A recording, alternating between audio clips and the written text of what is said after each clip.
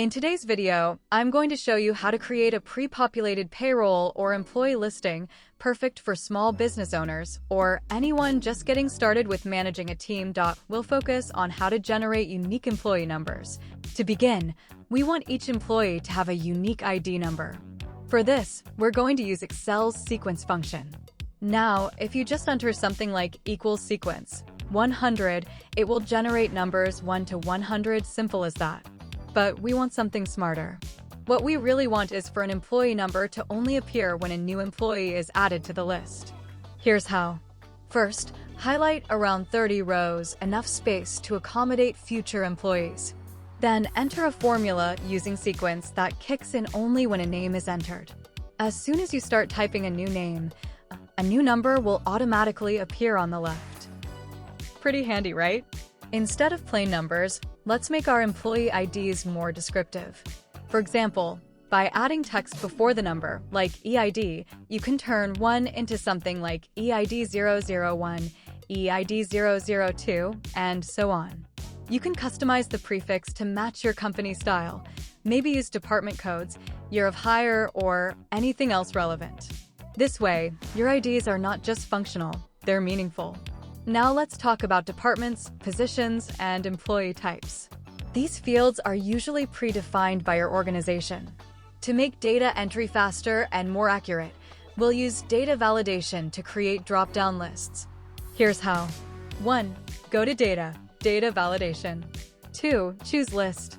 3. Then select your predefined values, for example, O departments like Finance, HR, or Customer Service. O positions such as manager, analyst, or intern. O and employee types like full-time, part-time, or contractor. Repeat this process for each field. This ensures consistency, reduces typing errors, and makes onboarding much smoother. Now, when you add a new employee, you'll fill in their full name, address, date of birth, tax ID or number, depending on your country, start date. Make sure your drop-downs and formulas are copied down for all the rows you plan to use, otherwise they won't apply to new entries. It's always a good idea to build a scalable template up front. That means pre-populate your formulas and drop-downs. Plan for growth by including extra rows. Keep your data organized. This way, as your business grows, your employee list is ready to grow with you. To help others use your template correctly, highlight the automated columns like department, position, and employee type in a light silver or gray. This visually tells users, hey, you don't need to type here, just pick from the drop-down. Fields like name, address, and tax details can remain free text so users can update them as needed. Employee numbers should always be unique. To prevent duplicates, you can use conditional formatting to highlight any repeated values in the ID column. This is especially important for compliance. Employee IDs and tax numbers are legally sensitive, and you don't want any mistakes here. And that's it.